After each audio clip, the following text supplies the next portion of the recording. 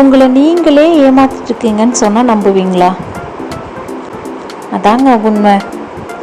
என்ன ஆச்சரியமாகவும் குழப்பமாகவும் இருக்கா? நம்ம மூளை ஒரு சிசிடிவி மாதிரி நடந்ததை அப்படியே ரெக்கார்ட் பண்ணோன்னு நினச்சிட்ருக்கோம். ஆனால் சயின்ஸ் என்ன சொல்லுதுன்னா, மூளை ஒரு ஸ்கிரிப்ட் ரைட்டர் மாதிரி இல்லை ஒரு ஸ்டோரி எடிட்டர் மாதிரி நம்ம நினைவுகளோட உணர்ச்சிகளையும் கற்பனையும் கலந்து தான் சேவ் பண்ணுது.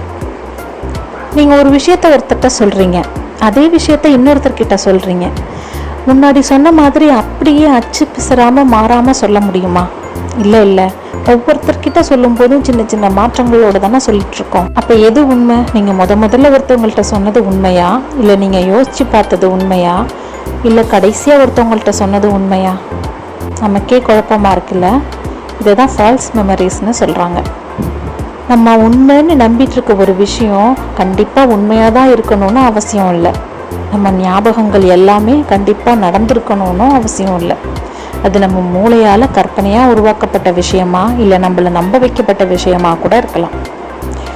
ஆமாங்க, இதுதான் ஃபால்ஸ் மெமரிஸ், பொய்யான ஞாபகங்கள். எதனால் இந்த ஃபால்ஸ் மெமரிஸ் வரும்னு ஒரு கொஞ்சம் காரணங்களை லிஸ்ட் பண்ணுறாங்க. தவறான நினைவு கூறுதல், மறந்து போன ஒரு விஷயத்த திருப்பி நினச்சி பார்க்கும்போது தவறான ஞாபகங்களை சேர்த்துக்கிறது. வெளியிலேருந்து ஒருத்தவங்க தப்பான இன்ஃபர்மேஷன் கொடுக்கறது. இப்போ நீங்கள் கார் ஆக்சிடெண்ட் பார்க்குறீங்க, நீங்கள் பார்த்துட்டு இருக்கும்போது உங்கள் பக்கத்தில் இருக்கிறவர் இந்த ரெட் கார் தான் வேகமாக வந்து இடிச்சிருச்சுன்னு சொல்கிறாரு. ஆனால் அங்கே உண்மையிலே ரெட் காரே இல்லைனாலும் நீங்கள் உங்களோட அந்த உணர்ச்சி பூர்வமான சமயத்தில் நீங்கள் ரெட் கார் இருந்ததா நம்பலாம். அது ஒரு ஃபால்ஸ் மெமரியை க்ரியேட் பண்ணலான்னு சொல்கிறாங்க. ஒரு விஷயத்தை திரும்ப திரும்ப இமேஜின் பண்ணிக்கிட்டே இருந்தால் இல்லை யாராவது திரும்ப திரும்ப சொல்லிக்கிட்டே இருந்தால் மூளை அதை உண்மைன்னு ஸ்டோர் பண்ணி வைக்க வாய்ப்பு இருக்கான். ஆமாங்க, தில்லாலங்கடி மூவியில் சந்தானத்தை அடித்து டாக்டர்னு ஜெயம் ரவி நம்ப வைப்பார்ல, அந்த மாதிரி. இல்லை கனவுல நடந்ததோ இல்லை யாராவது சொன்ன கதையில் கேட்டதோ இல்லை சினிமாவில் வீடியோவில் பார்த்ததோ மூளையால் ஒரு உண்மைன்னு நம்பப்பட்டு நினைவுகளாக க்ரியேட் ஆகுமா. அந்த விஷயம் உங்களுக்கே நடந்த மாதிரி நீங்கள் நம்ப ஆரம்பிச்சிருவீங்க. ஆமாங்க, சின்ன வயசில் நம்ம சக்திமான் பார்த்துட்டு சக்திமானாக சுற்றின எத்தனையோ 90s கிட்ஸ் இருக்காங்கல்ல, அந்த மாதிரி தான். இதெல்லாம் நம்புகிற மாதிரியா இருக்குன்னு சொல்கிறீங்களா? உண்மைதாங்க. சின்ன சின்ன விஷயங்களில் மட்டும் இல்லை, வாழ்க்கையே புரட்டி போடுற அளவுக்கு கூட ஃபால்ஸ் மெமரிஸ் க்ரியேட் ஆகுமா. எலிசபெத் லோட்டஸ்னு ஒரு சைக்காலஜிஸ்ட் ப்ரொஃபஸர் இதை எக்ஸ்பெரிமெண்ட்டில் ப்ரூவ் பண்ணியிருக்காங்க.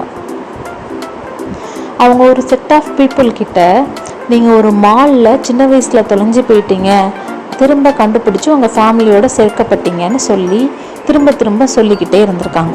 கொஞ்ச நாள் கழித்து கேட்கும் பொழுது அதில் நிறையா பேர் உண்மையிலே அவங்க சின்ன வயசில் மாலில் காணாமல் போனதாகவும், அவங்க காணாமல் போகும்போது எப்படி கஷ்டப்பட்டு அழுதாங்களோ, எப்படி கஷ்டப்பட்டு அம்மா அப்பாவை தேடி அலைஞ்சாங்கன்னோ, அவங்கள யார் கண்டுபிடிச்சி அம்மா அப்பாட்ட சேர்த்தாங்கன்னோ இமேஜினேஷன்ஸையும் எமோஷன்ஸையும் ஆட் பண்ணி கதை சொல்லியிருக்காங்க. ஆச்சரியமாக இருக்குல்லங்க.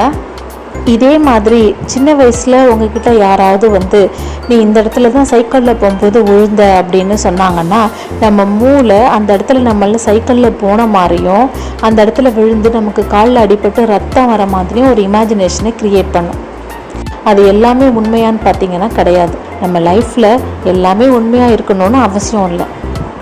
இனிமேல் யாராவது உங்ககிட்ட வந்து ஆர் யூ ஷுர் 100% ஷுர் அப்படின்னு கேட்டாங்கன்னா எஸ்ன்னு சொல்லாதீங்க.